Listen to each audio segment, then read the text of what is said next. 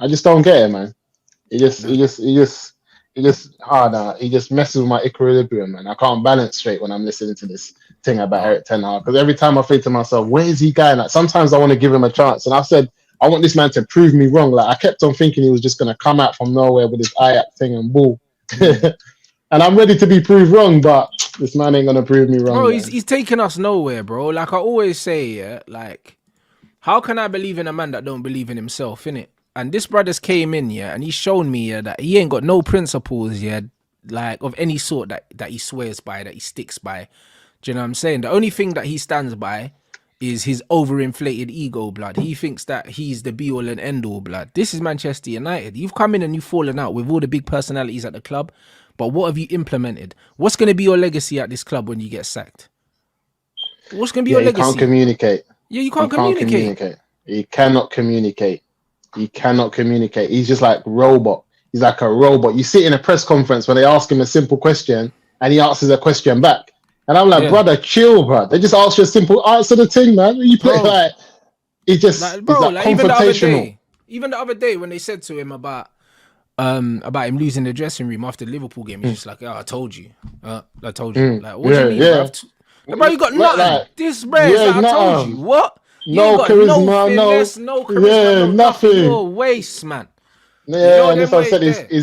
Is confrontational. He's like I told man, if he's your manager, it's better you lie to him and call in sick than tell him Yeah, the truth about why you can't come in the next day. yeah, Because you 100. see that man there, you tell him why, you're not getting anywhere. So you have to call in sick on him and say, oh, yeah, No, I but can't bro, make the it. mad thing is, CR7 said, yeah, that like he told man that he lost a child and the man didn't believe him. And I was thinking, that's unreasonable. That doesn't make sense. When Ronaldo said it, I swear down, I'm thinking there's clearly something Ronaldo's not telling us. But now the more I see this manager, the more I don't think he's all there, blood. He's not. And this is why I said Ronaldo was the first man to tell man, he said he don't respect the team. And everyone didn't listen. Ronaldo said, I don't respect him because he don't respect me. And everyone's like, that just went over people's head. But respect's a long way. There's a way to tell a man, you know what? Like you're my man in it. You can do this thing, yeah. But I'm trying to let these young men come in, hold the bench today. I'm definitely gonna bring you in. There's a way to tell a man. Yeah. But he Yeah, seems bro. like he's just a man. Like he doesn't even that big Ronaldo. He doesn't even find out until he comes into the dressing room. Like, yeah, you're not playing today. Come on, Yeah. man. Yeah, Brother no, can't be you one of can't the do that. best two people in the world to ever kick a ball, and you're dealing with him like he's some normal. He's not normal, man. Bro, nah, it's a weird thing, bro. Do you know what I mean? But his ego is gonna be the downfall. Yeah, His ego is going to be his own downfall, bro. Like communication skills in life are the most important things, bro. That's the only way you get what you want, bro. Do you know what I'm and this saying? is it, man. I was listening to what's his name at Spurs. Who's that guy they brought in from Yeah, Leicester? yeah. We should have got him. Oh, Madison. Madison to mention that, Yeah. and he was just talking about how when he gives a team talk before the game, he says the way he's able to communicate, you're just locked in. He says it feels like it's a rallying speech, and you've Mm, seen the way Andrew's able to communicate. He communicates well, and I told him mm, we're not on this English FC thing, but it's needed sometimes because these men are mm. not. They're not like Ten Hag can't give no rallying speech. Can Yeah, you yeah, see him? And 100%. I told man he was suspect from when we won the Carabao Cup and he was dancing and he was moving stiff. Didn't you see Mm. that how stiff my man was when we won the cup? Yeah, facts. No, His it's dance mad. moves alone let you know Bro, that this it's fella is mad. stiff. But that's what I mean. Man said it's not even a language barrier. Dutch people said he can't even speak Dutch properly. That's what I'm saying, bro. See? Like, it's not even the language, bro. It's the lack of human feel, bro. He's just like he looks like an android, bro. You don't look like a Oh real man. person. Like the way he moves Robocop. is mad. Everything's mad robotic. There's nothing authentic about him. Do you know what I'm Have you saying? ever He seen doesn't when seem. Robocop busts his mask off and you see the head for that's I don't man. He's straight Man Robocop. like Murphy, blood. I'm telling you, Murphy. He's on that's that what it Murphy is. vibe. It's a mad Yeah, thing, just bro. That's exactly what it is, bro. Like he's he's the on straight worst. Robocop. He's the Yeah, worst yes. though, because if you're a player, you have to think, yeah. You have to think like, why do I want to play for this manager? Especially as a player, Um, when you know that you can just get him sacked and you'll get a new one. Like you know that because it's just he's like them off, youths. man. They know if they start crying, their parents are gonna come into the room and pick them up. Blood, bro. Listen, if we start doing bullshit, this guy's getting sacked. Like Yeah, we yeah. know this. Like all the players know this. Do you know what I'm saying? Like You can see it. Man seen the podcast and that with ex-players. I think it's one of the Chelsea players, and they were like, "Listen, but we at this, bruv, it got to a point where they just wanted to get the manager out of it, and they were just like, you know what, bruv, it'd be jokes if we lose this. Like, them man don't care. Look at Them man that. don't care, bruv. Do you know what I mean? It gets to a certain point where man are like, yo, Bundy's man, like man, I have to get these guys out of here. So you have to understand that this manager, the way he's lost, the way he's lost the dressing room until he's gone, we can't expect any consistency, not in performances, not in results, not in attitude, not in anything, bro, because these players are clearly not playing for the manager, bro. Like, this Liverpool game wasn't the players playing for the manager. It was man them fighting for their lives, and it was Anfield. That's it. Man's fighting for their reputation right here.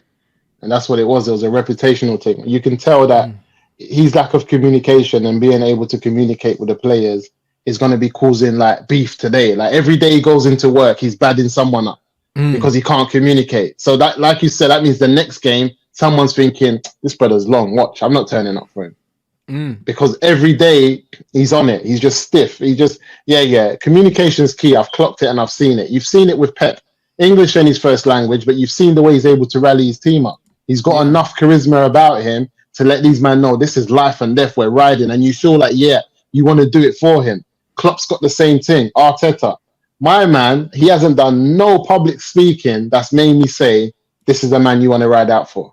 None of that. Not once have I seen anything to say, you know what? He can actually deliver something where the man them say, you know what? Yeah, let's go and put in a shift. Not at all. Yeah, but that's why I don't rate that.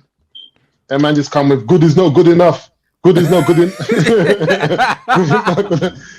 Come in the dressing room, tell the man them, you're good, it's not enough. You're good. It's not, bro, but this is why I don't rate these guys, bro. I'm telling you, man need to understand there's a difference between being an academy manager or the cone guy, and being the Don, bro. You know, like that. You have to be able to galvanize, bro. Like the troops. Come on. You're the commander, and this is what bro. I said.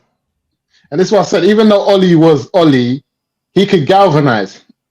Ollie could galvanize. And we said what he was lacking was coaching abilities. And if he would have gotten number two, a world-renowned number two, he might have saved his life. Somebody who can actually coach and let him do the galvanizing. Let him tell man the stories of who Man United is, what the club means. Because even the signings that he said he tried to get in my man that's at Barca now, that done a little spell at Chelsea. He didn't come. From Atletico. Griezmann. The Portuguese. No, the Portuguese one. The one that's doing a bits now. They're number 7. Felix. He said he tried to get Felix in. Yeah, he tried to get João when he was hot.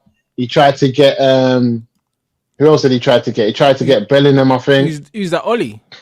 Ollie, yeah. He tried to get a few people. But he ain't got the clout. You know, like that. He ain't got the clout. That's what we said. So if he had a solid number 2, he had some bit of clout about him, something could have happened. But even the signings he was going for ballers.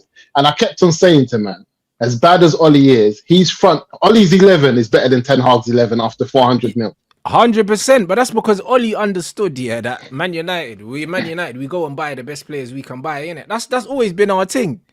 You know, that's always been our thing. We go and get the big dogs. Like, we always go sign the best English player available, whether it's Carrick, Ferdinand, Rooney, whatever. Like, we always go sign them. And then if there's anyone else out there, we go sign them. And same with David Moyes. When Moyes come in, he was like, all right, cool, I got Man United money. Get me Gareth Bale. That's the first thing he done.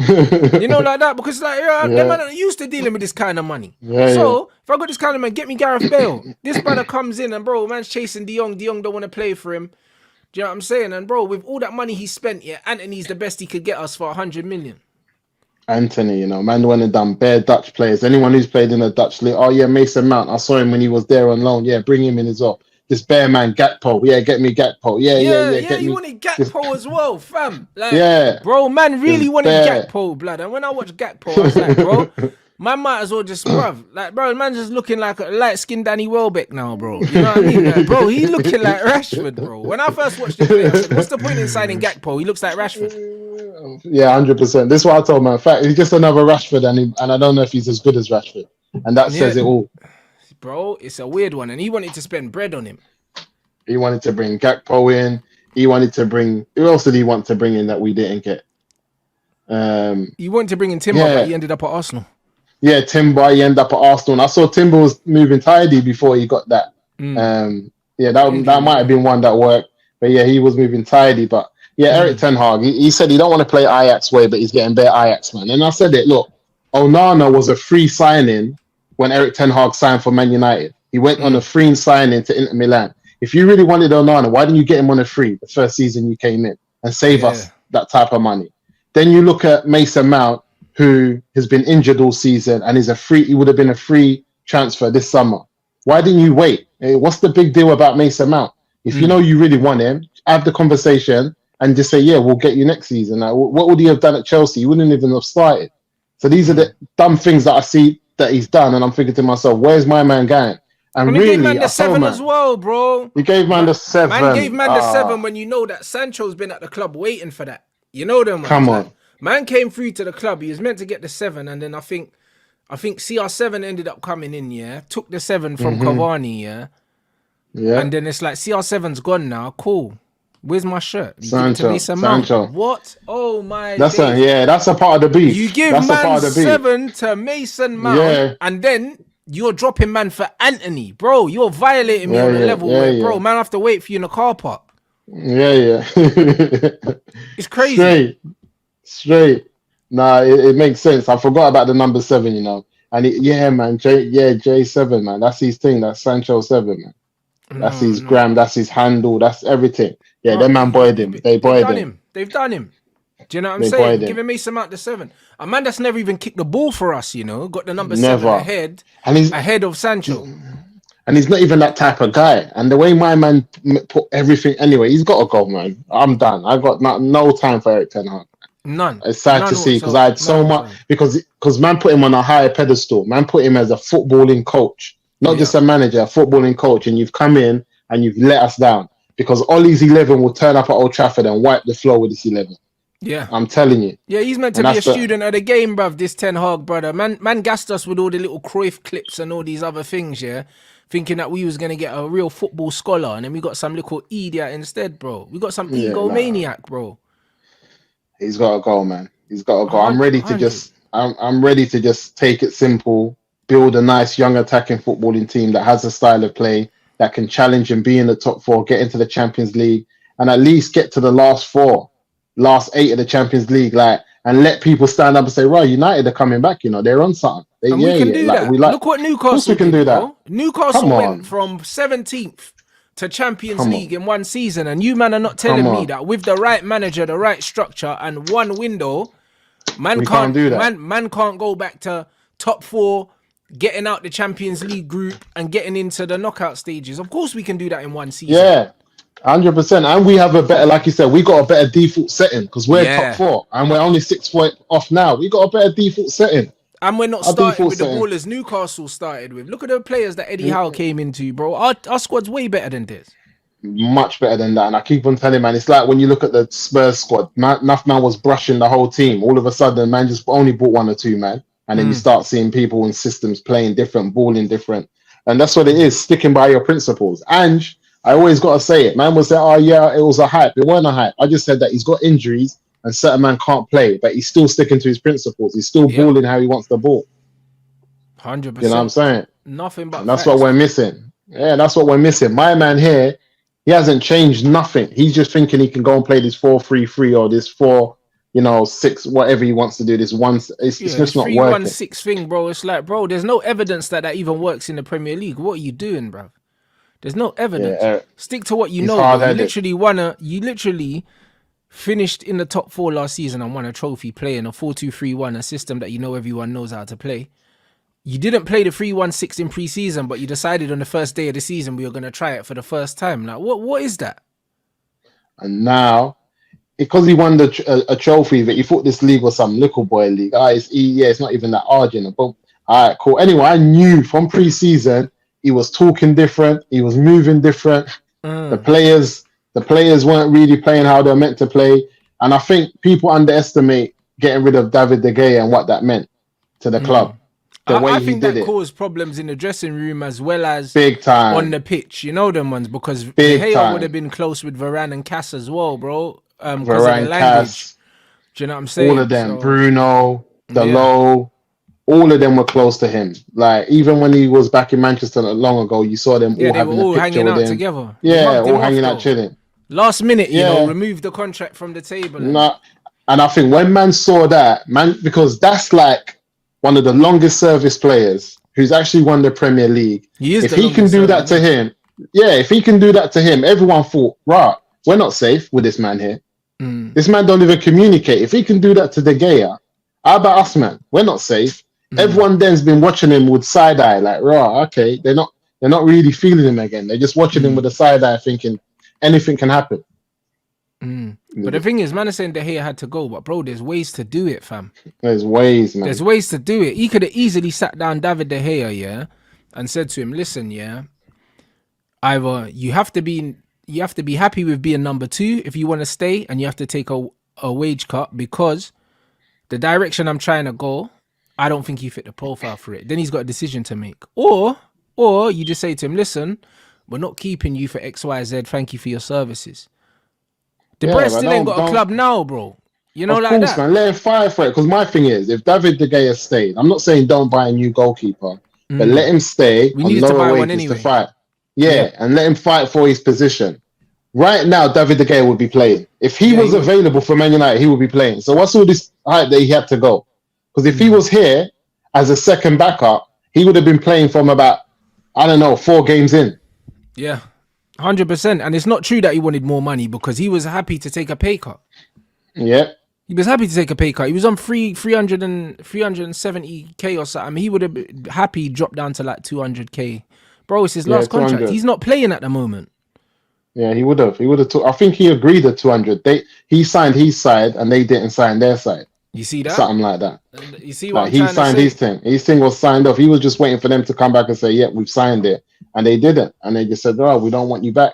That's some madness. But this is what I'm trying to say. And the thing is, like I said about the Sancho scenario, when you bad up a player, yeah, as a manager, you don't just bad up the player, you bad up all of his friends as well, blood. That's what you don't understand. You got to understand, yeah, there's allegiances, bro. Like, just like in any workplace, everyone's got their brethrens at work that maybe they chill with at lunch. You get me? The brethren that might come to your yard if you're having a party, they might be two work friends and that, bro. The amount of weddings I've been to, and I see people like, oh yeah, that's my work friend, bro. People got real life relationships from work. You know? Real life, life relationships, especially in football. Yeah, you got to realize these footballers, their wives are brethren, their kids are brethren.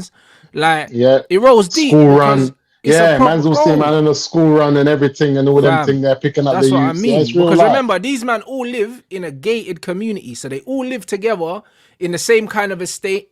Like, remember when Wayne Rooney tweeted Rio saying, "Oh, do you want me to pick you up?" And that, like, and man were laughing at him, bro. These men are neighbors. They're not next door to each other because them men are in big detached yards. But my man's house is down the block. Swing by, come grab me on the way. You know, like that. So their wives are brethren. Their wives are going out. You know what I mean? They're doing the school run together. Maybe I might come and my wife might come to your yard and pick up your youth because they're going to the same school. All them things are running. So when you think you, as a manager, you can just come and just chief up a man, and think there's not gonna be no repercussions. It don't make no sense.